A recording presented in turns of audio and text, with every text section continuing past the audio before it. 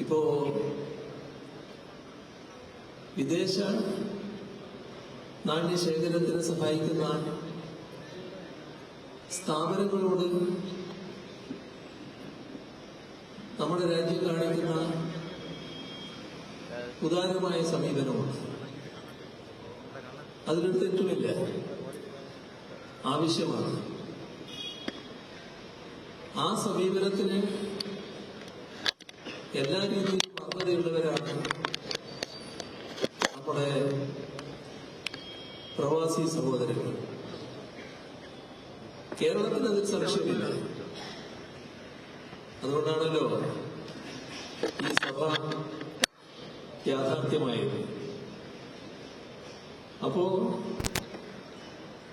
നമ്മുടെ നാടിന്റെ ഭാവി എങ്ങനെ വേണം എന്ന കാര്യത്തിൽ ഒട്ടേറെ അഭിപ്രായങ്ങൾ കേരള സഭ രൂപം കൊണ്ടതിന് ശേഷം പ്രവാസി സഹോദരങ്ങളുണ്ടായിരിക്കും. നല്ല ഒട്ടേറെ നിർദ്ദേശങ്ങൾ വിവിധ ഘട്ടങ്ങളിൽ ഉയർന്നു വന്നിട്ടുമുണ്ട്.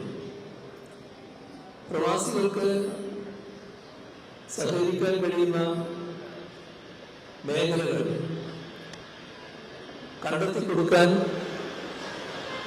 സർക്കാരിനും കഴിയേണ്ടതുണ്ട് എന്ന് തന്നെയാണ് നമ്മൾ കാണുന്നത്. ഇത്തരമൊരു പരസ്പര ബന്ധം, അതിന്റെ ഭാഗമായുള്ള സംവാദങ്ങൾക്ക് വേദിയൊരുക്കുന്ന ഒരു ജനാധിപത്യ വേദി, ഇതെല്ലാമാണ് കേരള സഭയിലൂടെ യാഥാർത്ഥ്യമാക്കാൻ നമുക്ക് കഴിഞ്ഞത്. അത് എത്രമാത്രം ഗുണകരമായി എന്നത് പ്രത്യേകിച്ച് പറയേണ്ടതില്ല, നിങ്ങളെല്ലാവരുടെയും അനുഭവത്തിലുള്ളതാണ്. കേരള സഭ അംഗം എന്നത് ഇന്ന് പൊതുവെ നമ്മുടെ ലോകത്ത് മലയാളി സഹോദരങ്ങൾ ഒരു പ്രധാനപ്പെട്ട സ്ഥാനമായിട്ട് തന്നെയാണ് കണക്കാക്കുന്നത്. ആ നിലയിലേക്ക് ഉയർന്നു വരാൻ ഈ സഭയ്ക്ക് കഴിഞ്ഞു എന്നതാണ് വസ്തുത. നേരത്തെ പല വിധത്തിലുള്ള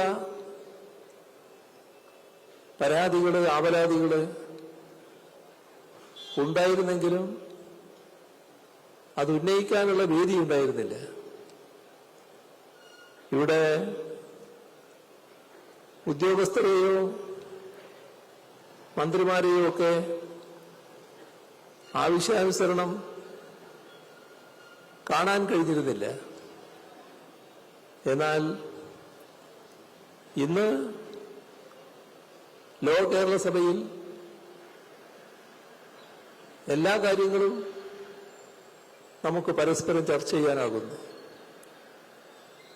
പരസ്പരമുള്ള അകൽച്ചയില്ല. പരസ്പര വിശ്വാസം നല്ല രീതിയിൽ ഉയർന്നു വരാൻ ഇതടയാക്കുന്നു. ഇവിടെ പരാതികളും ആവലാതികളും മാത്രമല്ല, നാടിന്റെ വികസനത്തെക്കുറിച്ചുള്ള ഒട്ടേറെ അഭിപ്രായങ്ങളും ഈ വേദിയിലൂടെ ഉയർന്നു വരികയാണ്. അതെല്ലാം നല്ല രീതിയിൽ അവതരിപ്പിക്കാൻ പ്രവാസി സഹോദരങ്ങൾക്ക് കഴിയുന്നുവെന്നതാണ് ഈ വേദിയുടെ ഏറ്റവും വലിയ പ്രത്യേകത. ഇതൊരു ചെറിയ കാര്യമല്ല, ഒരു നിസ്സാരമായ മാറ്റമല്ല ഇതിന്റെ ഭാഗമായി ഉണ്ടായത്. ഏറ്റവും വലിയ പ്രത്യേകത അധികാരത്തിൽ പങ്കാളിത്തമുള്ള ഒരു സമൂഹമായി മാറാൻ കഴിഞ്ഞു എന്നതാണ് ലോ കേരള സർവേയുടെ ഏറ്റവും വലിയ നേട്ടം. നമ്മുടെ സംസ്ഥാനത്തെ വിവിധ പ്രതിസന്ധികളിൽ നിന്ന് അതിജീവിക്കാൻ പ്രാപ്തമാക്കുന്നതിൽ ലോ കേരള സഭയും പ്രവാസി സഹോദരങ്ങളും വലിയ പങ്കാണ് വഹിച്ചിട്ടുള്ളത്. ഇവിടെ വിവിധ പ്രകൃതി ദുരന്തങ്ങൾ നമുക്ക് നേരിടേണ്ടി വന്നിട്ടുണ്ട്. നൂറ്റാണ്ടിലെ ഏറ്റവും വലിയ പ്രളയം, അതിരൂക്ഷമായ കാലവർഷക്കെടുതി, ലോകത്തെയാകെ വിറങ്ങലിപ്പിച്ച കോവിഡ് മഹാമാരി, ഈ ഘട്ടങ്ങളിലെല്ലാം പ്രവാസി സമൂഹത്തിന്റെ കരുതൽ കേരളം നല്ല രീതിയിൽ അനുഭവിച്ചറിഞ്ഞിട്ടുണ്ട്. ഏറ്റവും ഒടുവിൽ മുണ്ടക്കൈ ചുവടുമലയിലുണ്ടായ ദുരന്തം, ആ ഘട്ടത്തിലും ഈ സ്നേഹവായ്പ നല്ലതുപോലെ നാം അനുഭവിച്ചതാണ്. അതുകൊണ്ട് തന്നെ അവയുടെയൊക്കെ നെടുനായകത്വമായി പ്രവർത്തിക്കുന്ന ലോ കേരള സഭയുടെ അംഗങ്ങൾക്ക് ഈ നാടിന്റെ ആകെ പേരിൽ ഹൃദയംഗമായ നന്ദി അർപ്പിക്കട്ടെ. ലോ കേരള സഭയുമായി ബന്ധപ്പെട്ട് ഇതുവരെ 4 പ്രധാന സമ്മേളനങ്ങൾ ചേർന്നു കഴിഞ്ഞു. എന്നാൽ അതുമാത്രമല്ല, ദുബായ്, ലണ്ടൻ, ന്യൂയോർക്ക് ഇവിടങ്ങളിൽ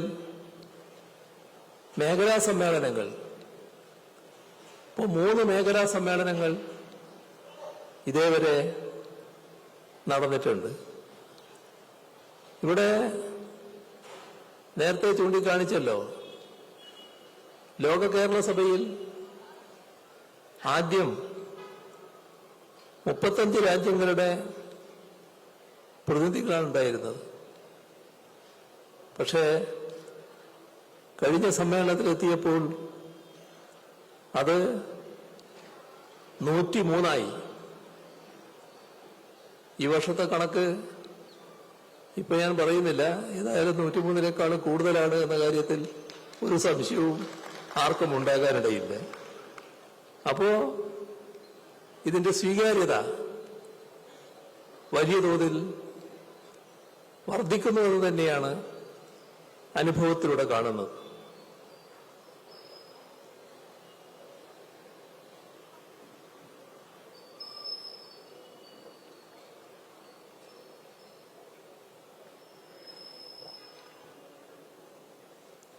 പ്രവാസി സഹോദരങ്ങളോടൊപ്പം, പ്രവാസി സമൂഹത്തിനോടൊപ്പം എല്ലാ കാലത്തും നമ്മുടെ സംസ്ഥാനവും സർക്കാരും നിലകൊണ്ടിട്ടുണ്ട്.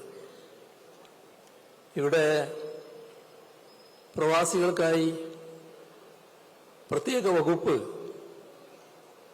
രൂപീകരിക്കപ്പെട്ടത്, ലോ കേരള സഭ പ്രാവർത്തികമായത് എല്ലാം അതിന്റെ ദൃഷ്ടാന്തമാണ്. അപ്പോ നമ്മുടെ സഹോദരങ്ങൾ അവർക്ക് അർഹതപ്പെട്ട അംഗീകാരമാണ് സംസ്ഥാനം നൽകാൻ ശ്രമിക്കുന്നത്. ഇവിടെ ഒരു കാര്യം പ്രത്യേകം നാം ശ്രദ്ധിക്കണം. നാം 3ാം സഹസ്രാബ്ദ ഘട്ടത്തിലാണിന്ന്. ആധുനിക ശാസ്ത്രവിജ്ഞാന രംഗങ്ങളിൽ അത്ഭുതകരമായ വിപ്ലവങ്ങൾ സംഭവിക്കുന്ന കാലമാണിത്. ആഗോളതലത്തിൽ തന്നെ തൊഴിൽ വിജ്ഞാന മേഖലകൾ വലിയ തോതിൽ മാറുകയാണ്. മാറുന്ന ഈ ലോകാവസ്ഥക്കനുസരിച്ച് നമുക്ക് കേരളത്തെ നവീകരിച്ചെടുക്കണം. നവീകരിച്ചില്ലെങ്കിൽ നാം പിന്തള്ളപ്പെട്ടു പോകും. വിജ്ഞാന സമ്പദ്ഘടനയിലൂന്നിയ ഒരു നവകേരളത്തെ രൂപപ്പെടുത്താനാണ് നാം ശ്രമിക്കുന്നത്. അതിന് എല്ലാ തലങ്ങളിൽ നിന്നുമുള്ള സഹകരണം നിങ്ങളിൽ നിന്നുണ്ടാകണമെന്നാണ് ആദ്യമേ തന്നെ അഭ്യർത്ഥിക്കാനുള്ളത്. നാം ലക്ഷ്യമിടുന്നത് കേരളത്തിന്റെ പൊതുവായ വികസനമാണ്. ഏതെങ്കിലും ഒരു പ്രത്യേക കേന്ദ്രം വികസിക്കലല്ല, പ്രത്യേക പ്രദേശം വികസിക്കലല്ല, പൊതുവെ വികസനം വരണം എന്ന് പറഞ്ഞാൽ എല്ലാവർക്കും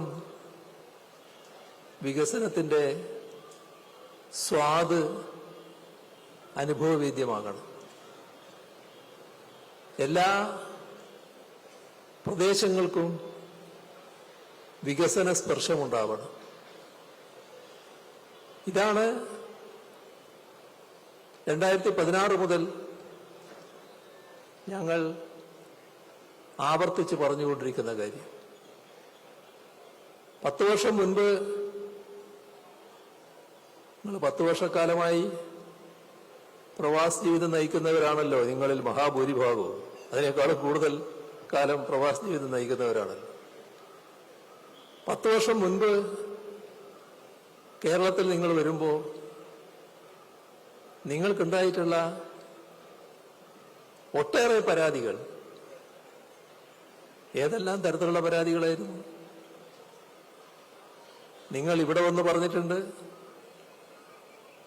അപൂർവഘട്ടങ്ങളിൽ കേരളത്തിൽ നിന്ന് നിങ്ങളെ കാണാനെത്തുന്ന കേരളത്തിന്റെ പ്രതിനിധികളായവരോടെല്ലാം നിങ്ങളാ കാര്യം പ്രത്യേകമായി പരാതിയായി ഉന്നയിച്ചിട്ടുണ്ട്. അതിലൊരു ആശ്ചര്യമില്ല. കാരണം നിങ്ങൾ ഇവിടെ നിന്ന് പോയി മറ്റൊരു രാജ്യത്ത് ചെന്ന് അവിടെ ജീവിച്ച് പ്രവർത്തിച്ചു വരികയാണ്. എന്നാൽ സ്വന്തം നാടിനെക്കുറിച്ച് വലിയ അഭിമാനബോധമാണ്. നാട് നല്ലതുപോലെ അഭിവൃദ്ധിപ്പെട്ടു വരണം എന്നാണ് എല്ലാവരും ആഗ്രഹിക്കുന്നത്. പക്ഷേ ഓരോ രംഗവും നിങ്ങൾ ജീവിക്കുന്ന സ്ഥലത്തെ സാഹചര്യം, ഇവിടുത്തെ നില, അത് വല്ലാത്ത പ്രയാസമുണ്ടാക്കുന്നു.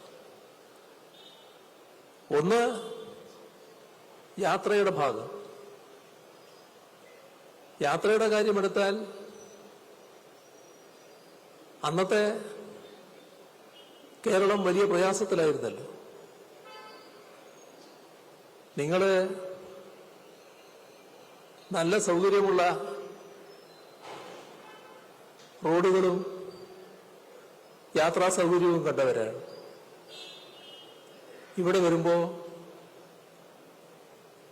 പണ്ട് നിങ്ങൾ പോകുമ്പോൾ അത് ചിലപ്പോ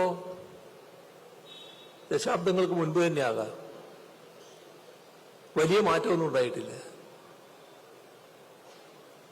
ഇത് കുറെ കാലം അനുഭവിച്ചവരാണ്. ഇതിന്റെ ഭാഗമായി നാട്ടിൽ തന്നെ ഉണ്ടായ ഒരു ചിന്ത, ഇതിനൊന്നും ഒരു മാറ്റവും വരില്ല, കേരളം ഇങ്ങനെയായിപ്പോയി,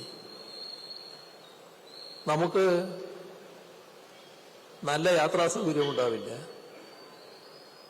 നല്ല റോഡ് നിർമ്മിക്കാനാവില്ല. എന്നാൽ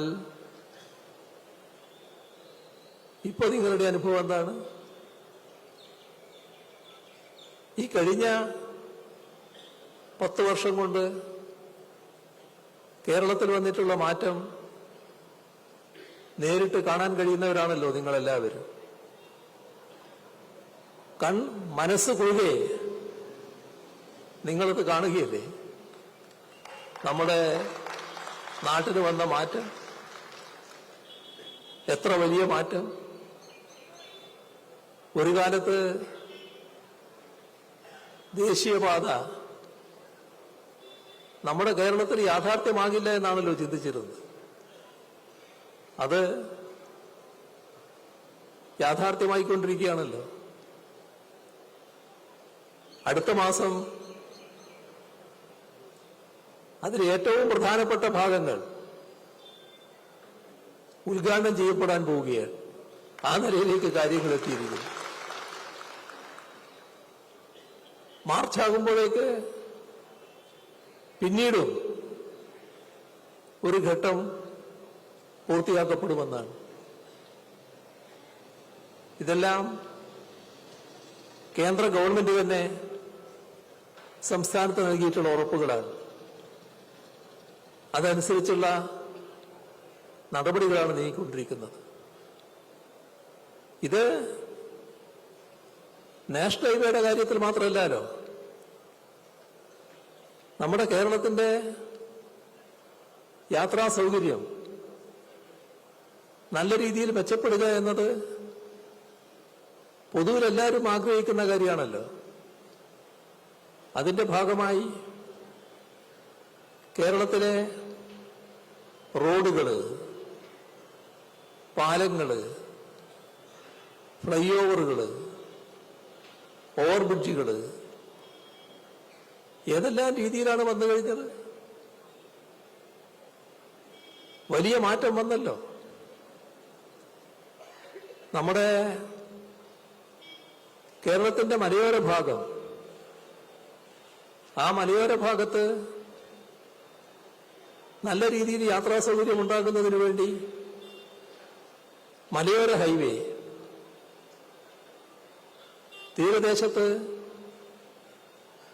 തീരദേശത്തുകൂടെ നല്ല രീതിയിൽ യാത്ര ചെയ്യാൻ പറ്റുന്ന തീരദേശ ഹൈവേ. തീരദേശ ഹൈവേക്ക് ഒരു പ്രത്യേകതയുണ്ട്. തീരദേശ റോഡെന്ന് പറയുമ്പോൾ കടലിനടുത്തുകൂടിയാണ്. അപ്പോൾ കടലിനടുത്തുകൂടി യാത്ര ചെയ്യാൻ പറ്റുക. കേരളമാണെങ്കിൽ ദൈവത്തിന്റെ സ്വന്തം നാട് എന്നറിയപ്പെടുന്ന പ്രകൃതി രമണീയമായ നാട്. ഈ കാഴ്ച കണ്ടുകൊണ്ട് സൈക്കിൾ ഓടിക്കാൻ ആഗ്രഹിക്കുന്ന ഒട്ടേറെ ടൂറിസ്റ്റുകളുണ്ടാവും. ഈ റോഡിന് അനുബന്ധമായി തന്നെ ഒരു സൈക്കിൾ ട്രാക്ക്. കേരളം ഏത് രീതിയിലാണ് മാറുക? അപ്പോൾ ഇത് രണ്ടിനും, മലയോര ഹൈവേക്കും തീരദേശ ഹൈവേക്കും 10,000 കോടി രൂപ സംസ്ഥാന സർക്കാർ ചെലവിടാനാണ് തീരുമാനിച്ചത്. മറ്റൊരു കാര്യം, അടുത്ത മാസം നാടിന് സമർപ്പിക്കാൻ കഴിയുമെന്നാണ് തോന്നുന്നത്. ഇവിടെ കോവളത്ത് നിന്ന് കാസർഗോഡ് ബേക്കലിലേക്ക് ഉള്ള ജലപാത, ആ ജലപാത പൂർണ്ണമാകാൻ കുറച്ചുകൂടി സമയമെടുക്കും. കോഴിക്കോട്, കണ്ണൂർ, കാസർഗോഡ് പുതിയ ചില കനാലുകൾ വരണം. കുറച്ച് സമയം അതിനെടുക്കും. എന്നാൽ കോവളം മുതൽ ചേറ്റുവ വരെ അത്രയും നീളത്തിൽ കനാൽ അടുത്ത മാസത്തോടുകൂടി നാടിന് സമർപ്പിക്കാനാവും. അപ്പൊ ആലോചിച്ച് നോക്കൂ, കേരളത്തിൽ വരുന്ന നമ്മുടെ ടൂറിസ്റ്റുകൾ ഈ കനാലിലൂടെ ബോട്ട്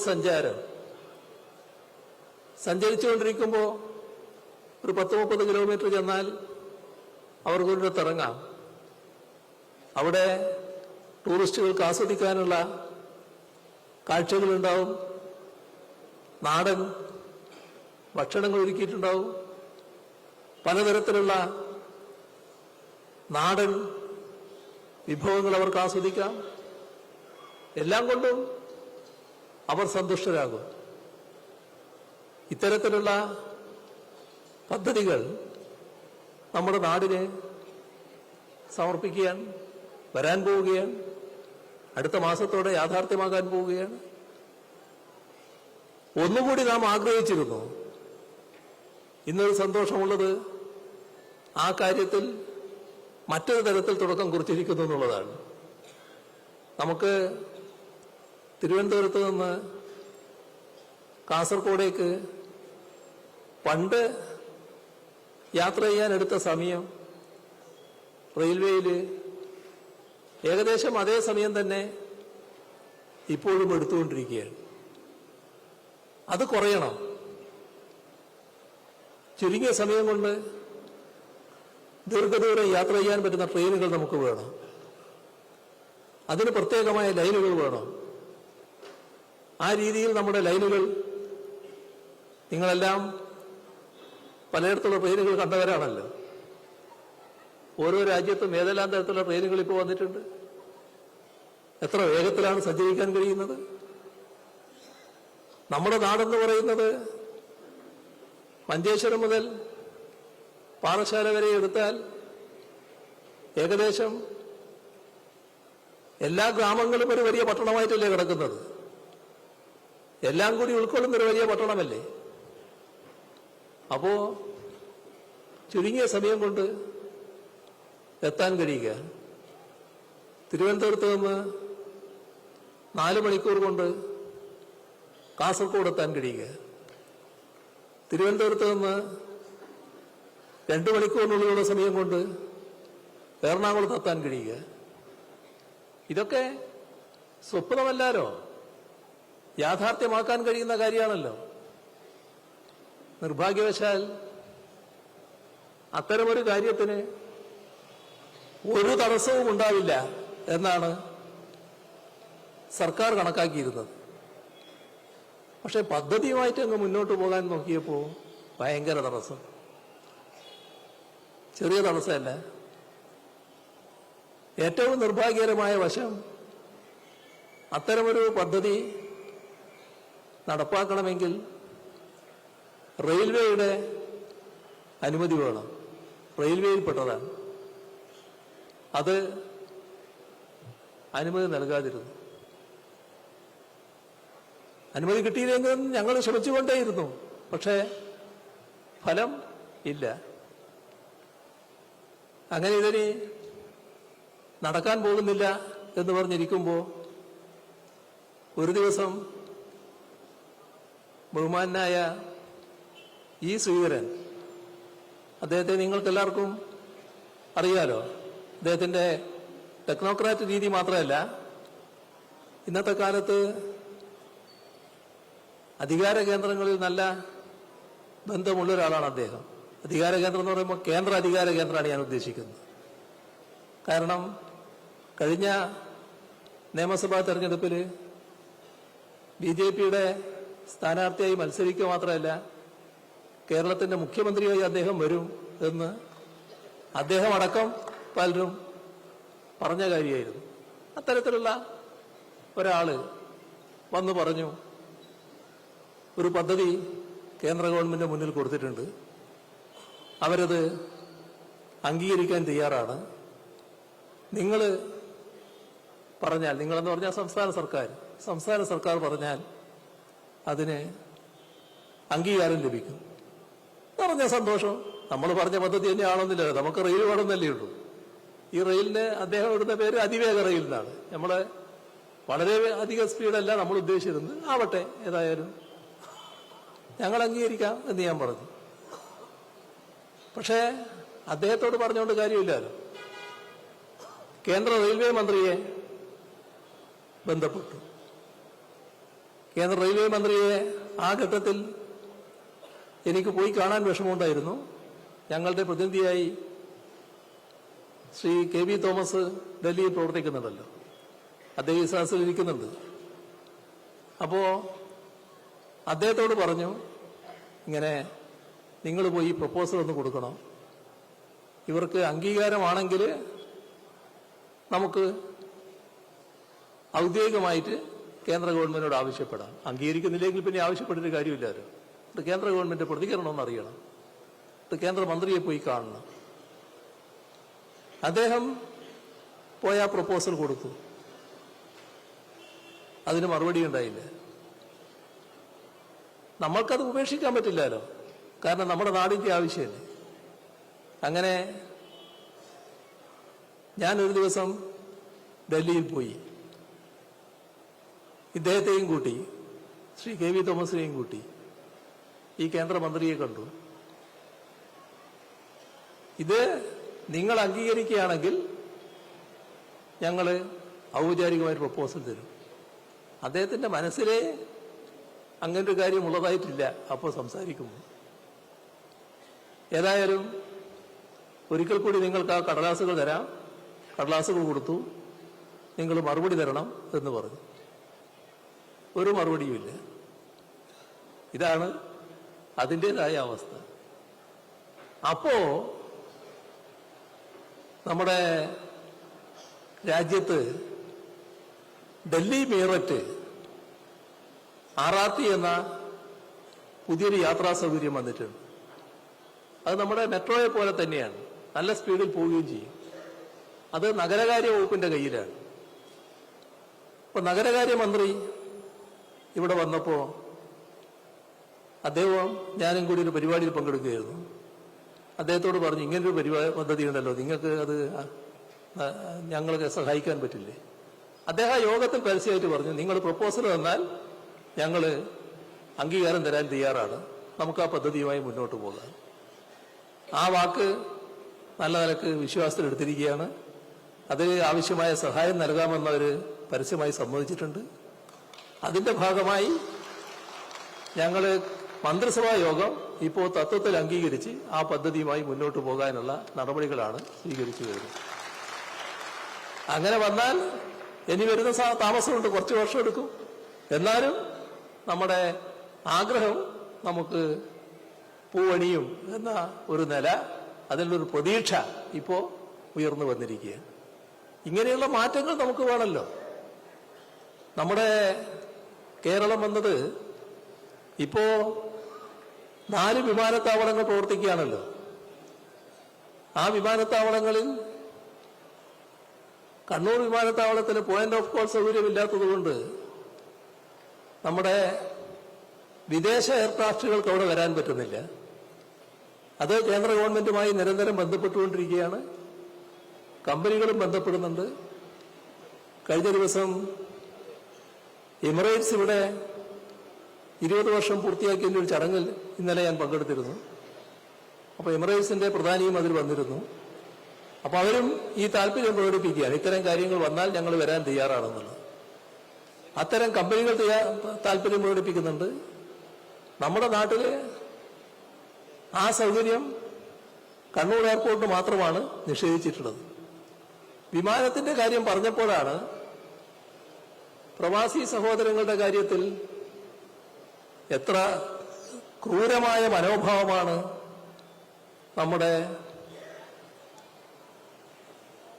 യാത്രാകാര്യത്തിൽ അധികൃതർ സ്വീകരിക്കുന്നത് എന്നത് നിങ്ങളെല്ലാം അനുഭവിച്ചുകൊണ്ടിരിക്കുന്നവരാണ്.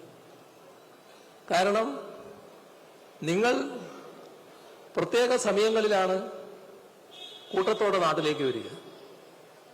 ഉത്സവ സമയം, ആഘോഷ സമയം, ഈ ഘട്ടങ്ങളിലാണ് ഇങ്ങോട്ട് വരിക. നമ്മുടെ ഓണം, ക്രിസ്മസ്, റംസാന്റെ ഘട്ടത്തിലുള്ള പെരുന്നാളുകൾ, ഇങ്ങനെയെല്ലാമുള്ള, പിന്നെ അവിടെ ലീവ് വരുന്ന സമയം, അവിടെ കുട്ടികൾക്ക് ലീവ് വരുമ്പോൾ നാട്ടിലേക്ക് വരാൻ വേണ്ടി തയ്യാറാകുന്ന ഘട്ടം, ഇങ്ങനെയുള്ളൊരു 3-4 ഘട്ടമാണ് ഏറ്റവും പ്രധാനമായിട്ട് ആളുകൾ കൂട്ടത്തോടെ ഇങ്ങോട്ട് വരുന്നത്. സൂക്ഷ്മം. എത്രയാണ് വർധനവ്? ചാർജിന്റെ വർധനവ് എന്തെങ്കിലും ന്യായീകരണമുണ്ടോ?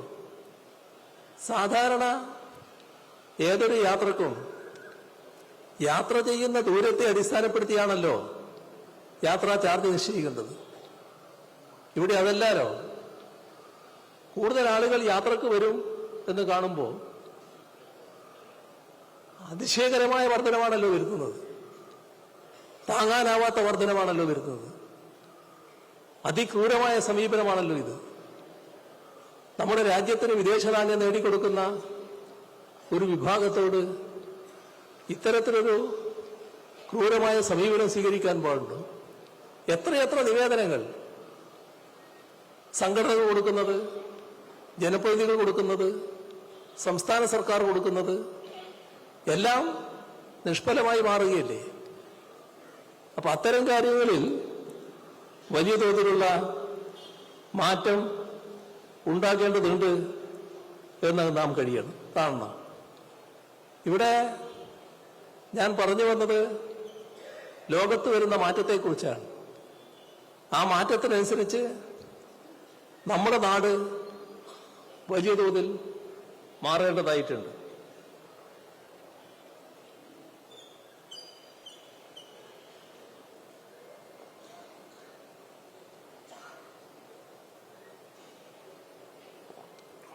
നിങ്ങളെല്ലാവരും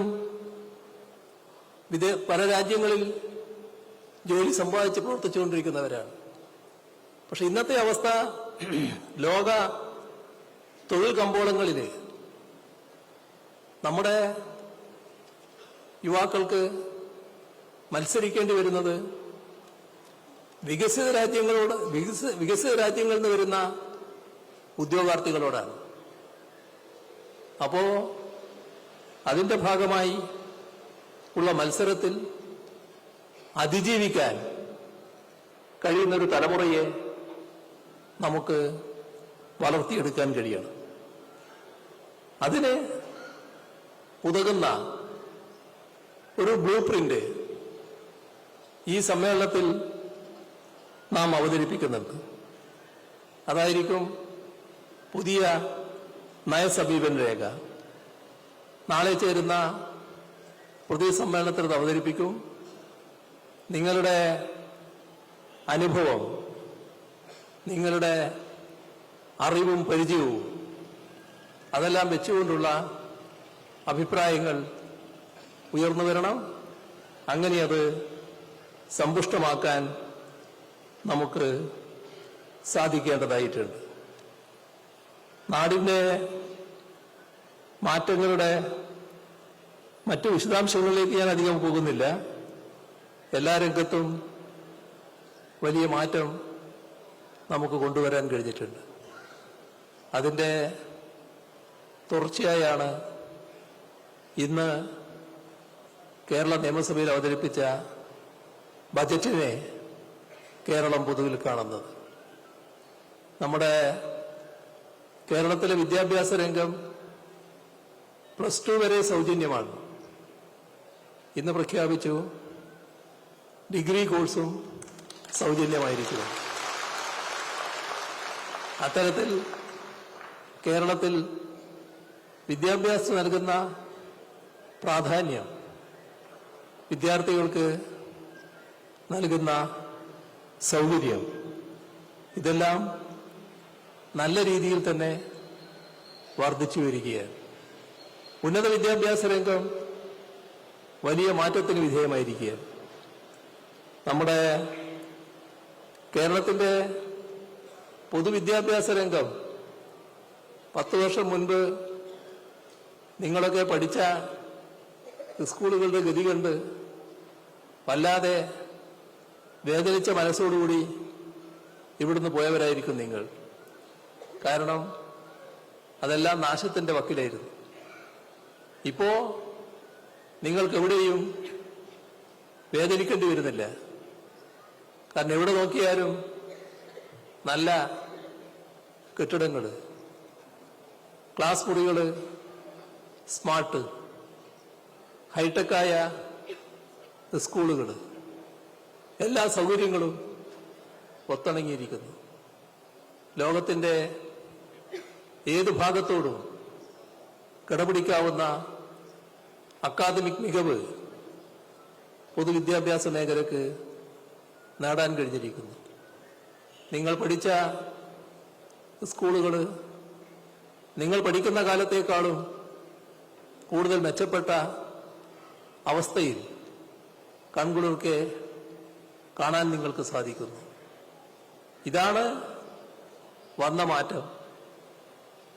ഒരു കാര്യം നമ്മൾ ഓർക്കുന്നത് നല്ലതാണ്. ഇതൊക്കെ മനസ്സിന്റെ പ്രശ്നമാണ്.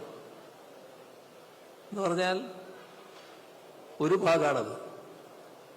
പ്രതിബദ്ധതയുടെയാണ് യഥാർത്ഥ പ്രശ്നം.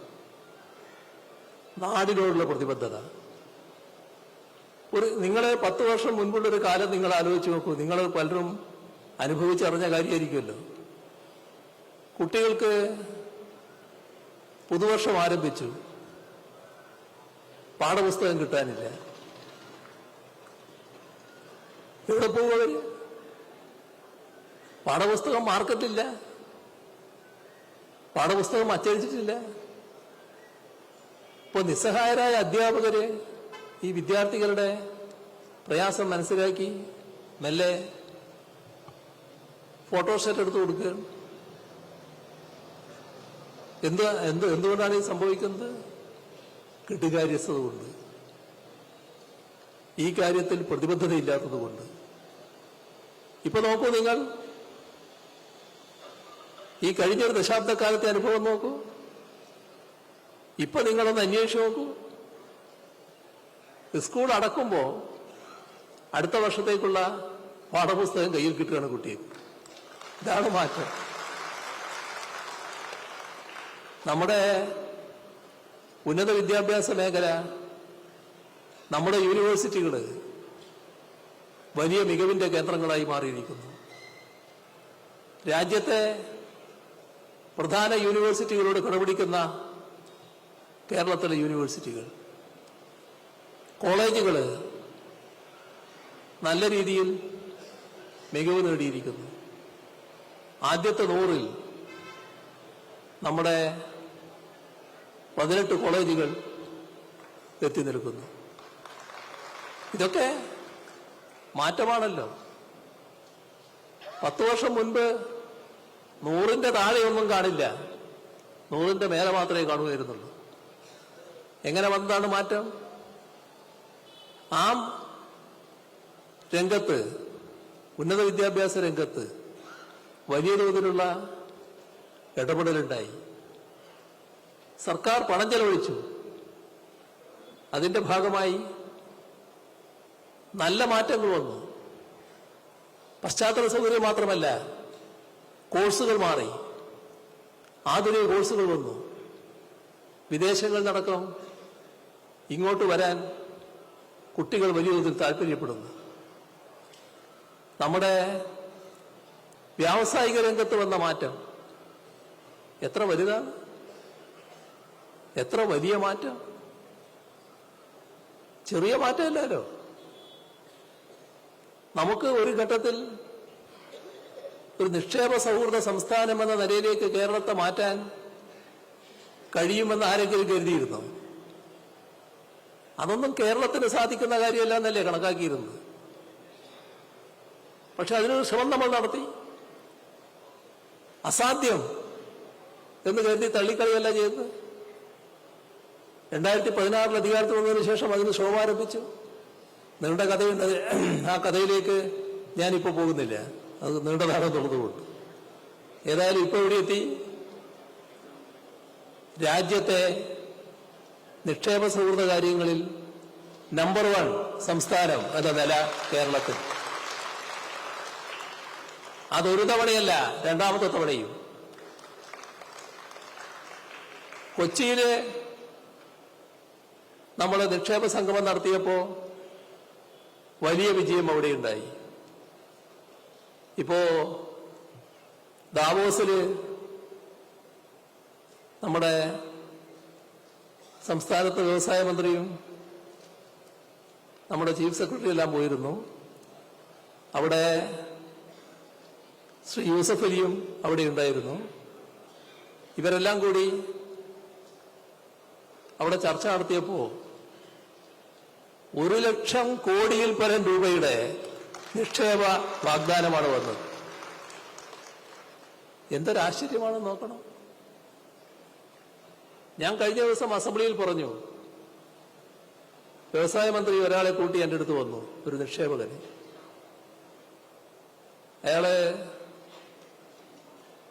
നിക്ഷേപ തുക കേട്ടപ്പോൾ പെട്ടെന്നൊരു ആശ്ചര്യം തോന്നും കേട്ടോ. 3,00,000 കോടിയിലധികം, 3,00,000 കോടിയിൽ പരം രൂപയുടെ നിക്ഷേപം നടത്താൻ സന്നദ്ധത കാണിച്ചുകൊണ്ടാണ് വന്നത്. ഞാൻ അദ്ദേഹത്തോട് ചോദിച്ചു, എന്താ കേരളത്തിലേക്ക് വരാൻ പ്രത്യേക കാരണം? അദ്ദേഹം പറഞ്ഞ ഉത്തരമാണ് ഏറ്റവും പ്രധാനം. അദ്ദേഹം പറഞ്ഞു, ഇതുപോലെ സമാധാനം നിലനിൽക്കുന്നൊരു സ്ഥലം വേറെയില്ല. ഇവിടെ ഒരു തരത്തിലുള്ള കമ്മ്യൂണൽ പ്രശ്നമില്ല, ഒരു തരത്തിലുള്ള വർഗീയ പ്രശ്നങ്ങളും ഇല്ല. ഇവിടെ നല്ല സ്ഥിരതയുണ്ട്, ഞങ്ങൾക്കിവിടെ ശാന്തമായി കാര്യങ്ങൾ നടത്താൻ പറ്റും. അതുകൊണ്ടാണ് ഇവിടം തിരഞ്ഞെടുക്കാൻ കാരണം. നമ്മളാരെങ്കിലും പറഞ്ഞാൽ അത് രാഷ്ട്രീയത്തിന്റെ ഭാഗമാണെന്ന് തോന്നും. പക്ഷെ നമ്മുടെ രാജ്യത്തെ, ലോകത്തെ നിക്ഷേപകര് കേരളത്തെ എങ്ങനെ കാണുന്നു എന്നതാണ് ഇതിലൂടെയൊക്കെ കാണുന്നത്. എങ്ങനെ വന്നതാണിത്? യാദൃശ്ചികമാണോ? അതും പറഞ്ഞാൽ അധികമായി പോകുന്നുള്ളത് കൊണ്ട് വളരെ ദീർഘമായ കഥകളിലേക്കൊന്നും ഞാൻ പോകുന്നില്ല. നമ്മുടെ നാട്ടില് വർഗീയ സംഘർഷം ഉണ്ടായിരുന്നല്ലോ, വർഗീയ കലാപം ഉണ്ടായിരുന്നല്ലോ.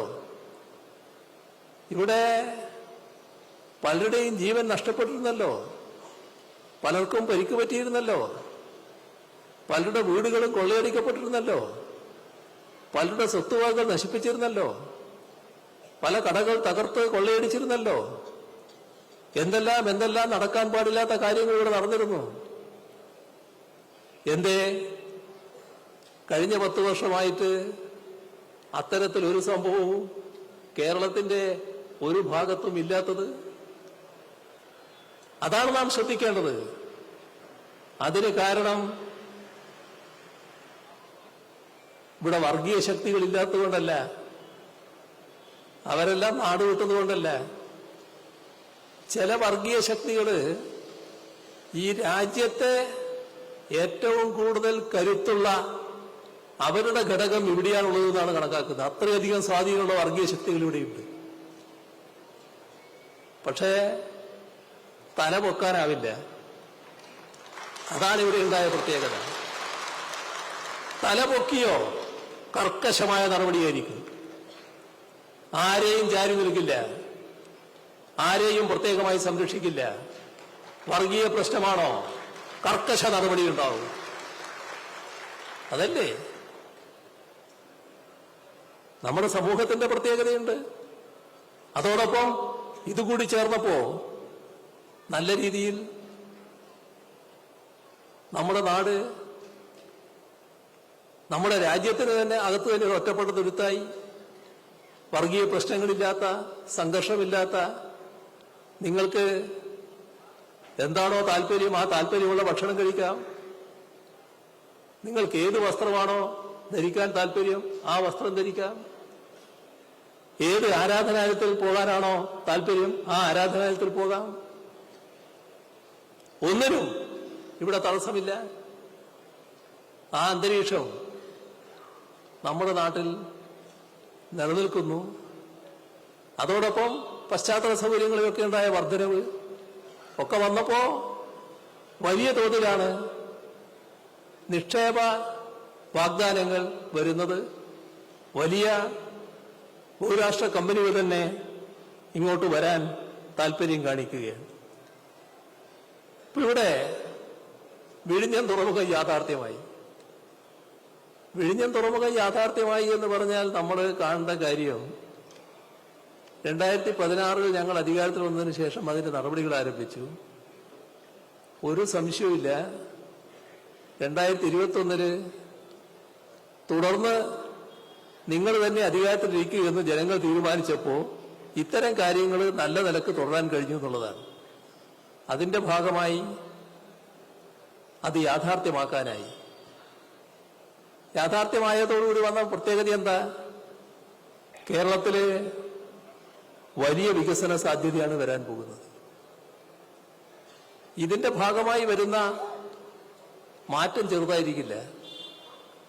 ലോകത്തിലെ ഏറ്റവും പ്രധാനപ്പെട്ട തുറമുഖമായിട്ടാണ് ഇത് മാറാൻ, തുറമുഖങ്ങളിൽ ഒന്നായിട്ടാണ് മാറാൻ പോകുന്നത്. രാജ്യത്തെ ഏറ്റവും വലിയ തുറമുഖമായിട്ട് മാറുന്നു. ഇപ്പൊ തന്നെ വലിയ മാറ്റങ്ങൾ വന്നു കഴിഞ്ഞു.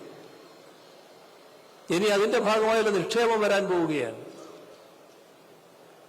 അതിന്റെ തുടർച്ചയായി വലിയ തോതിൽ സ്ഥലമെടുക്കാൻ പോവുകയാണ്. ഒരു 3000 ഏക്കർ സ്ഥലമെങ്കിലും വിവിധ പദ്ധതികൾക്കായി എടുക്കണമെന്നാണ് കണക്കാക്കിയിട്ടുള്ളത്. ഇതിന്റെ ഭാഗമായുള്ള റിംഗ് റോഡ് വരുമ്പോൾ അതിന്റെ വശങ്ങളിലാണ് സ്വാഭാവികമായും വലിയ തോതിൽ നിക്ഷേപ സാധ്യത വരുന്നത്. അപ്പോ കേരളത്തിന്റെ ഭാവി വികസനത്തിന് വലിയ തോതിലാണ് ഇത് വഴിയൊരുക്കുന്നത്. കേരളത്തിന്റെ മറ്റു കാര്യങ്ങൾ നിങ്ങൾക്ക് ഏവർക്കും അറിയാവുന്നതാണ്. ഇത്തരത്തിലുള്ള വികസനം മാത്രമല്ല നമ്മൾ ഉദ്ദേശിക്കുന്നത്. ക്ഷേമ പ്രവർത്തനങ്ങൾ, അതിന്റെ ഭാഗമായിട്ടാണ് കഴിഞ്ഞ ഘട്ടത്തിൽ തന്നെ വീട് നിർമ്മിക്കാനുള്ള പദ്ധതി നമ്മൾ ആരംഭിച്ചത്. ഏകദേശം 5 ലക്ഷത്തോളം വീടുകളാണ് ലൈഫ് മിഷന്റെ ഭാഗമായി പൂർത്തിയാകാൻ പോകുന്നത്. ഇത്തരമൊരു പദ്ധതി എവിടെയുണ്ട്? ഇത്ര ഭംഗിയായ വീട് 4 ലക്ഷം രൂപ ചെലവിട്ട് നിർമ്മിക്കുന്ന വീട് എവിടെ അത്തരമൊരു പദ്ധതിയുണ്ട്? നമ്മുടെ ക്ഷേമ പെൻഷൻ നല്ല രീതിയിൽ കൊടുക്കുകയാണ്. ഇപ്പോൾ 2000 രൂപ ആയത് നിശ്ചയിച്ചിരിക്കുന്നു, മുടക്കമില്ലാതെ കൊടുക്കുകയാണ്. വീട്ടിലിരിക്കുന്ന വീട്ടമ്മമാര്, 35 വയസ്സ് കഴിഞ്ഞവര്, അവർക്ക് സാധാരണഗതിയിൽ അവരെ സഹായിക്കുന്നതിന് വേണ്ടിയുള്ള ഒരു പ്രത്യേക പദ്ധതി, 1000 രൂപ മാസം തോറും കിട്ടുന്ന ഒരു പദ്ധതി, അത് ആവിഷ്കരിച്ചിരിക്കുന്നു. നല്ല പ്രതികരണം ആ കാര്യത്തിൽ ഉണ്ടായിരിക്കുകയാണ്. നമ്മുടെ യുവാക്കള് പഠനം കഴിഞ്ഞ് തൊഴിൽ ആഗ്രഹിക്കുന്നവര് അതുമായി ബന്ധപ്പെട്ട നൈപുണ്യം നേടാനുള്ള പരിശീലനത്തിന് പോകുന്നു. ആ ഘട്ടത്തിൽ അവർക്ക് മറ്റു വരുമാനമൊന്നുമില്ല. അത്തരം ആളുകൾക്ക് മാസം തോറും 1000 രൂപ നൽകുന്നതിനുള്ള മറ്റൊരു പദ്ധതി ആവിഷ്കരിച്ചിരിക്കുന്നു. എന്താണ് ഇതുകൊണ്ട് ഉദ്ദേശിക്കുന്നത്? നാട്ടിൽ എല്ലാ വിഭാഗവും സംതൃപ്തരാകണം. നാം കാണുന്ന നവകേരളം എന്നത് വികസിത രാഷ്ട്രങ്ങളിലെ, മധ്യവരുമാന രാഷ്ട്രങ്ങളിലെ ജീവിത നിലവാര തോതിലേക്ക് നമ്മുടെ നാടിനെ ഉയർത്തലാണ്. അതിനുതകുന്ന നടപടികളാണ് എല്ലാ വിഭാഗം ജനങ്ങളെയും ഒരേപോലെ കണ്ടുകൊണ്ടുള്ള നടപടികളാണ് ഇവിടെ സ്വീകരിച്ചു വരുന്നത്. ഈ കേരളം പോലെ മറ്റേതൊരു നാടുണ്ട് ആളുകൾക്ക് ചികിത്സാ സൗകര്യം ലഭിക്കുന്ന നാട്? എത്ര നല്ല രീതിയിലാണ് എല്ലാ പ്രദേശങ്ങളിലും ചികിത്സാ സൗകര്യം ഉറപ്പുവരുത്തിയിട്ടുള്ളത്. പ്രാദേശികമായ ഹെൽത്ത് സെന്ററുകളും കുടുംബാരോഗ്യ കേന്ദ്രങ്ങളും മാത്രമല്ല,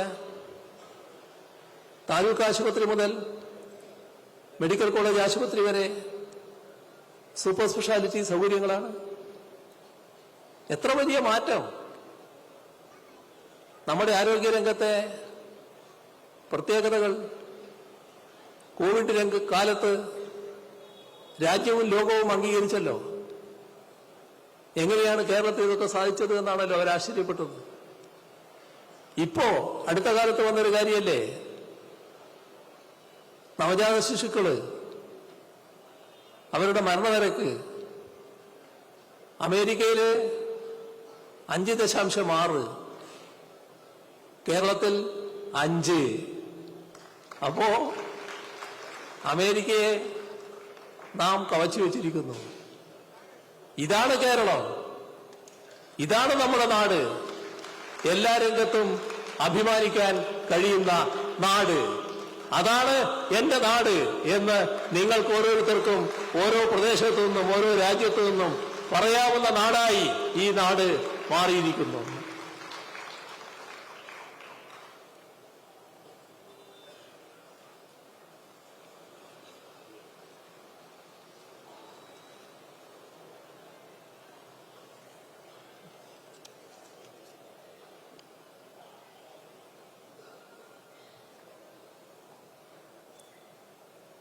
നാം ഒരു വിജ്ഞാന നൂതനത്വ സമൂഹമായി കേരളത്തെ വികസിപ്പിക്കുന്ന ലക്ഷ്യത്തോടെയാണ് നീങ്ങിക്കൊണ്ടിരിക്കുന്നത്.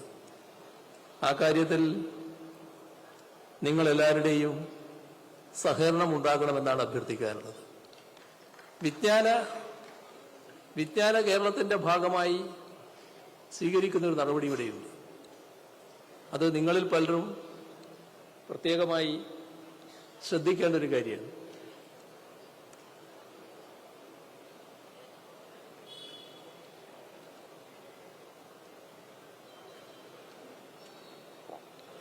നമ്മുടെ കേരളത്തിൽ ജോലി ചെയ്യാൻ താല്പര്യമുള്ള ഒട്ടേറെ പേര്, പുതിയ പഠനം പൂർത്തിയാക്കിയവര്, നേരത്തെ പഠിച്ച് ജോലിക്ക് പോകാതിരുന്നവര്, അങ്ങനെയെല്ലാമുള്ള പല ആൾക്കാരുമുണ്ട്. അതിൽ സ്ത്രീകളും പുരുഷന്മാരും വ്യത്യസ്ത പ്രായത്തിലുള്ളവരുണ്ട്. ഇവരുടെ എല്ലാം കാര്യത്തിൽ തൊഴിലുമായി ബന്ധപ്പെട്ട ഒരു പരിശീലനം നൽകുന്നതിനുള്ള നടപടിയാണ് വിജ്ഞാന കേരളം പദ്ധതിയിലൂടെ നാം ഇപ്പോൾ നടപ്പാക്കുന്നത്. ആ പരിശീലനം കൊണ്ട് ഉദ്ദേശിക്കുന്നത് ലോകത്തിന്റെ പല ഭാഗങ്ങളിൽ, രാജ്യത്തിന്റെ പല ഭാഗങ്ങളിൽ, ലോകത്തിന്റെ പല ഭാഗങ്ങളിൽ വിവിധ തൊഴിലിന് ആളുകൾ വേണ്ടി വരും. ആ തൊഴിലിന് വേണ്ട പ്രത്യേക പരിശീലനം അതിവിടെ നൽകും. ആ പരിശീലനം നൽകിയ ആളുകളെ ഈ പറയുന്ന തൊഴിൽദാതാവുമായി ബന്ധപ്പെടുത്തി കൊടുക്കും. കാരണം ആദ്യം തൊഴിൽദാതാവുമായി ബന്ധപ്പെടും, എത്ര ആളുകളെ വേണമെന്ന് കാണും. ഈ നൈപുണ്യം സമ്പാദിച്ച ആളുകളെ അവർക്ക് ഇന്റർവ്യൂ ചെയ്യാം. അവർക്ക് ഇഷ്ടമുള്ള ആളുകളെ എടുക്കാം. ഒരു 100 ആളെയാണ് വേണ്ടതെന്ന് വിചാരിക്കും, അല്ലെങ്കിൽ 30 ആളെയാണ് വേണ്ടത്. ആ 30 ആളെ വേണ്ടെടുത്ത് ചിലപ്പോൾ 50 or 60 ആളെ നമ്മൾ ഈ നൈപുണ്യം കിട്ടിയവരെ അയക്കും. അവർ നോക്കി അവർക്ക് തൃപ്തിപ്പെട്ടെങ്കിൽ 30 ആളെ എടുക്കാം, തൃപ്തിപ്പെട്ടില്ലെങ്കിൽ എടുക്കാതിരിക്കാം. ഇക്കാര്യത്തിൽ വലിയ തോതിൽ നിങ്ങളിൽ പലർക്കും സഹായിക്കാൻ പറ്റും. ഒരു പ്രത്യേക സമ്മർദ്ദവും ഒരു തൊഴിൽദാതാവിന്റെ നേരെയുമില്ല. ആവശ്യമായ പരിശീലനം നൽകുക, ഇവർക്ക് തൊഴിൽ ലഭ്യമാകുക എന്നുള്ള താല്പര്യം മാത്രമാണ് നമുക്കുള്ളത്. അപ്പോ തൊഴിലിന് അവരെ പ്രാപ്തരാക്കുന്നു. ഇപ്പോ വലിയ തോതിൽ തൊഴിൽ നൽകാൻ കഴിയുന്നുണ്ട്. നല്ല പ്രതികരണമാണ് ഇതിന് വന്നിട്ടുള്ളത്. നമ്മുടെ സാങ്കേതിക വിദ്യാഭ്യാസം നേടി പുറത്തു വരുന്ന ആളുകൾ പലരും ഇപ്പൊ തന്നെ തൊഴിൽ ചേർന്ന് കഴിഞ്ഞു. നേരത്തെ പഠിച്ചു കഴിഞ്ഞ് തൊഴിൽ കിട്ടാത്തവരുണ്ട്. അത്തരം ആളുകൾക്ക് ഇപ്പോൾ പുതുതായിട്ട് പരിശീലനം കൊടുക്കാനുള്ള നടപടികൾ സ്വീകരിക്കുകയാണ്. അതോടൊപ്പം തന്നെ വ്യത്യസ്ത വിദ്യാഭ്യാസ സ്ഥാപനങ്ങളിൽ അവിടെയുള്ള വിദ്യാർത്ഥികൾക്ക് കോഴ്സ് കഴിഞ്ഞ് പുറത്തിറങ്ങുമ്പോൾ തന്നെ ചില മേഖലയിൽ പ്രത്യേക കഴിവാർജിക്കാൻ പറ്റും. അപ്പൊ അതിന് ചില സ്ഥാപനങ്ങളുമായി ബന്ധപ്പെട്ട് അവർക്ക് ഏതു തരത്തിലുള്ള കഴിവാണോ വേണ്ടത് ആ കഴിവിനുള്ള പരിശീലനം കൊടുക്കും. അപ്പോ അവിടെ നിന്ന് അവർക്ക് റിക്രൂട്ട് ചെയ്യാം, ക്യാമ്പസ് റിക്രൂട്ട്മെന്റ് നടക്കും. ഇക്കാര്യത്തിൽ നിങ്ങൾക്ക് പലർക്കും സഹായിക്കാൻ കഴിയും. അത് കേരളത്തിനൊരു സഹായമാവും, നമ്മുടെ സഹോദരങ്ങൾക്ക് സഹോദരിമാർക്ക് വലിയ സഹായമായി അത് മാറും എന്നതാണ് കാണേണ്ടത്.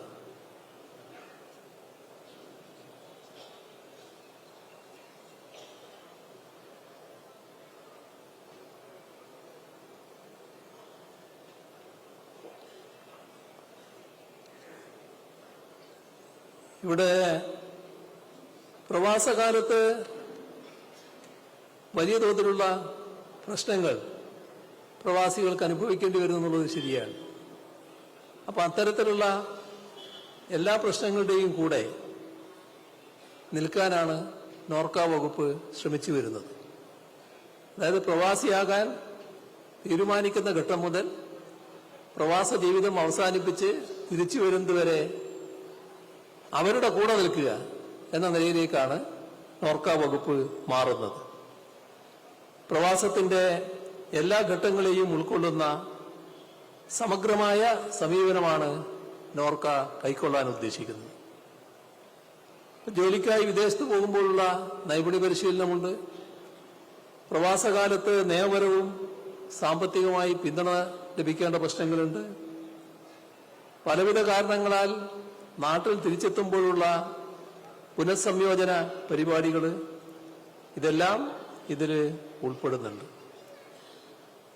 അതോടൊപ്പം വിവിധ പദ്ധതികൾ മടങ്ങിയെത്ത പ്രവാസികൾക്ക് സ്വയം തൊഴിൽ സംരംഭങ്ങൾ ആരംഭിക്കാൻ Norka department project four return emigrants പദ്ധതി അത് വിജയകരമായി തന്നെ മുന്നോട്ട് പോകുന്നുണ്ട്. 9239 സംരംഭങ്ങൾ നമുക്ക് ആരംഭിക്കാൻ കഴിഞ്ഞിട്ടുണ്ട്. കോവിഡ് മഹാമാരിയെ തുടർന്ന് ജോലി നഷ്ടപ്പെട്ട് മടങ്ങിയെത്തിയവരെ സഹായിക്കുന്നതിനാണ് പ്രവാസി ഭദ്രതാ പദ്ധതി. 13,906 പേർക്കാണ് സഹായം നൽകാനായത്. സാമ്പത്തിക പുനരധിവാസം എന്നത് സബ്സിഡി ലോണുകൾ നൽകുക എന്ന് മാത്രമല്ല, സംരംഭകത്വം പ്രോത്സാഹിപ്പിക്കൽ കൂടിയാണ്. അതിനുള്ള പദ്ധതികളും ആരംഭിച്ചിട്ടുണ്ട്. ഇവിടെ ജന്മനാട്ടിൽ പ്രവാസികൾക്ക് ബിസിനസ് ആരംഭിക്കാൻ ആവശ്യമായ വിദഗ്ധ ഉപദേശം, മാർഗനിർദ്ദേശം, അതിനാണ് നോർക്ക ബിസിനസ് ഫെസിലിറ്റേഷൻ സെന്റർ സ്ഥാപിച്ചത്. വിദേശത്തെ ജീവിതാനുഭവങ്ങളും വിദ്യാഭ്യാസവും കൈമുതലാക്കി കേരളത്തിൽ തിരികെ എത്തിയ പ്രവാസികൾക്ക് നാട്ടിൽ തൊഴിലവസരങ്ങൾ സൃഷ്ടിക്കുക, ആ ലക്ഷ്യത്തോടെയാണ് Norka assistant and mobilised employment പദ്ധതി ആവിഷ്കരിച്ചത്. സാന്ത്വന ദുരിതാശ്വാസ പദ്ധതി, അതുവഴി ദുരിതത്തിലായ പ്രവാസികൾക്കും അവരുടെ കുടുംബങ്ങൾക്കും സാമ്പത്തിക സഹായം 2016 മുതൽ 2025 വരെ എടുത്താൽ 212 കോടി രൂപയുടെ ധനസഹായം ഇതുവഴി ലഭ്യമാക്കിയിട്ടുണ്ട്.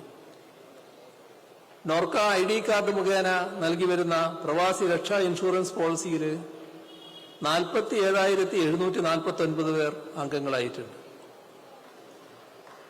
4ാം ലോ കേരള സഭ, അതായത് കഴിഞ്ഞ ലോ കേരള സഭ, അതിലുയർന്നു വന്ന പ്രധാനപ്പെട്ട നിർദ്ദേശങ്ങളിൽ 2 ഏറ്റവും പ്രധാനമായിരുന്നു.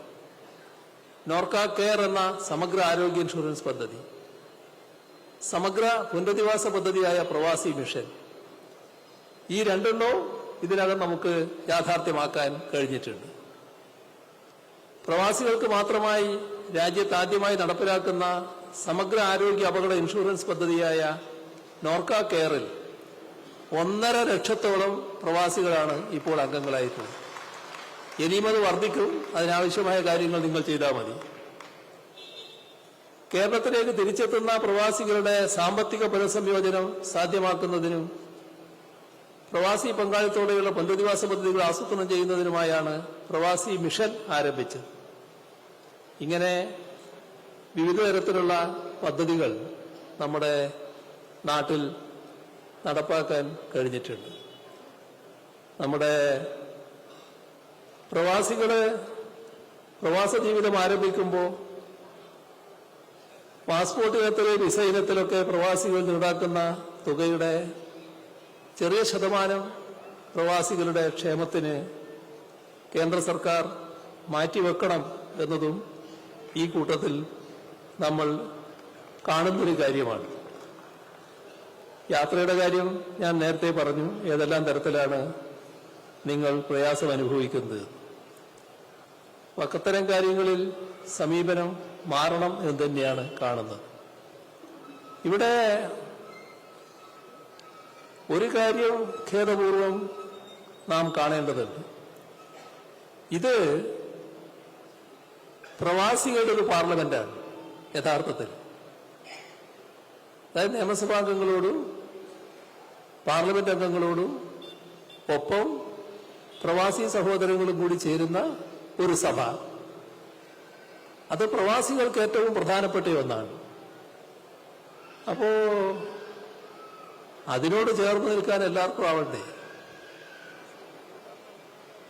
ഇപ്പൊ ഞങ്ങളൊക്കെ നിങ്ങളെ അടുത്തേക്ക് വരുമ്പോ നിങ്ങൾ കാണിക്കുന്ന സ്നേഹവായ്പ് എത്ര നല്ല മനസ്സോടെയാണ് നിങ്ങൾ ഞങ്ങളെ സ്വീകരിക്കുന്നത്. അത് ചെല്ലുന്ന ആളുകളുടെ വ്യക്തിപരമായ നില കണ്ടുകൊണ്ടല്ലോ. നിങ്ങൾ കാണുന്നത് കേരളത്തെയാണല്ലോ, കേരളത്തിന്റെ ഒരു പ്രതിനിധിയാണല്ലോ. അപ്പൊ നാടിനോടുള്ള താല്പര്യമാണല്ലോ നിങ്ങൾ പ്രകടിപ്പിക്കുന്നത്. നിങ്ങൾ ഇങ്ങോട്ട് വരുമ്പോ ഞങ്ങൾക്കും അത് തിരിച്ചു കാണിക്കാൻ കഴിയണ്ടേ? നിർഭാഗ്യവശാൽ ഞങ്ങളുടെ കൂട്ടത്തിൽ ചിലർക്ക് അത് കഴിയുന്നില്ല. വളരെ ഇടുങ്ങിയ മനസ്സോടെ ഞാൻ ബഹിഷ്കരിക്കുകയാണ് എന്ന് പറയാണ്. പണ്ട് ചെറിയ കുട്ടി ആയിരിക്കുമ്പോൾ ഭക്ഷണം വേണ്ടെന്നൊക്കെ പറഞ്ഞ് പണങ്ങി നിൽക്കുന്ന ഒരു സ്ഥിതിയില്ലേ? എന്താണ് ഇതിനൊക്കെ അർത്ഥം? ഇവരെല്ലാം കുട്ടികളല്ലാലോ, ഇരുത്തം വന്നവരല്ലേ, നാടിന്റെ കാര്യങ്ങളിൽ താല്പര്യപൂർവ്വം ഇടപെട്ടുകൊണ്ടിരിക്കുന്നവരല്ലേ. ഇതാണോ സ്വീകരിക്കുന്ന സമീപനം? ഒരു തവണ ഒരബദ്ധം പറ്റി, ആ പറ്റിയ അബദ്ധം തന്നെ പിന്നെ ആവർത്തിച്ചുകൊണ്ടിരിക്കാൻ പാടുണ്ടോ? നിർഭാഗ്യകരമായ ഒരു കാര്യമാണത്. ഇവിടെ യഥാർത്ഥത്തിൽ ഇത്തരം വേദികളിൽ വന്ന് ക്രിയാത്മകമായ നിർദ്ദേശങ്ങൾ വെക്കാലോ. എന്തെങ്കിലും കാര്യം ഇപ്പോൾ ഞങ്ങൾ സർക്കാർ എന്ന നിലക്ക് ചെയ്യുമ്പോൾ എന്തെങ്കിലും പെശക് പറ്റിയിട്ടുണ്ടെങ്കിൽ ആ പെശക് ചൂണ്ടിക്കാണിക്കാലോ. ഞങ്ങളതൊക്കെ കേൾക്കാൻ സന്നദ്ധരാണല്ലോ. മറുപടി പറയുന്നത് വേറെ കാര്യം കേട്ടോ, അത് സ്വാഭാവികമാണല്ലോ. പക്ഷെ അതല്ലേ സംവാദത്തിന്റെ രീതി. സംവേദനം എപ്പോഴും നല്ലതല്ലേ, അതിന് തയ്യാറാവണ്ടേ? ഞങ്ങൾ ഇങ്ങോട്ട് വരില്ല, മുഖം കാണിക്കില്ല എന്നൊരു നിലയാണോ സ്വീകരിക്കേണ്ടത്?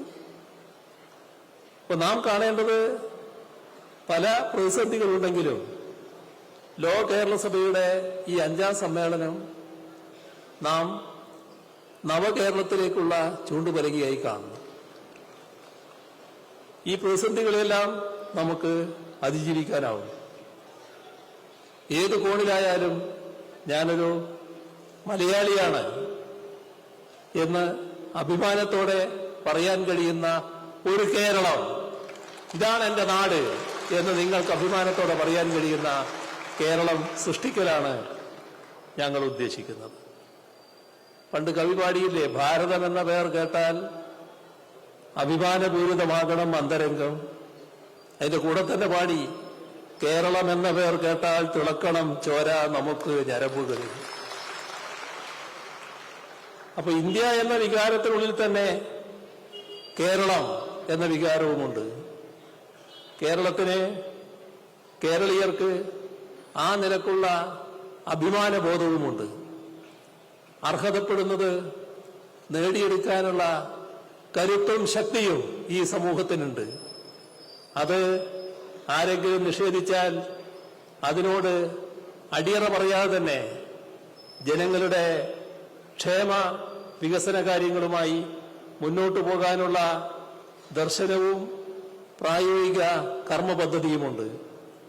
ഇതെല്ലാം തന്നെ ഭരണഘടനയ്ക്കും ഇന്ത്യയുടെ പൊതുഘടനയ്ക്കും ഉള്ളിൽ നിന്നുകൊണ്ട് തന്നെ സാധ്യമാക്കാം എന്ന നിലക്കുള്ള ആത്മവിശ്വാസവുമുണ്ട്. ആ ആത്മവിശ്വാസം പങ്കുവെച്ചുകൊണ്ട് നമുക്ക് ഒന്നിച്ചു നീങ്ങാം, ഒരു നവകേരളം സൃഷ്ടിച്ചെടുക്കാം. അതിനെ കേരള സഭക്കാകാവുന്നതെല്ലാം ചെയ്യണം. ആവശ്യമായ സഹകരണവും പിന്തുണയും ഉണ്ടാകണം എന്നുകൂടി അഭ്യർത്ഥിച്ചുകൊണ്ട് ഈ പൊതുസമ്മേളനം ഔപചാരികമായി ഉദ്ഘാടനം ചെയ്ത് അറിയിച്ചുകൊണ്ട് അവസാനിപ്പിക്കുന്നു. നിങ്ങൾക്കെന്റെ സ്നേഹാഭിവാദനങ്ങൾ. കൂടുതൽ വാർത്തകൾക്ക് news 18 Keralam YouTube channel subscribe ചെയ്യുക.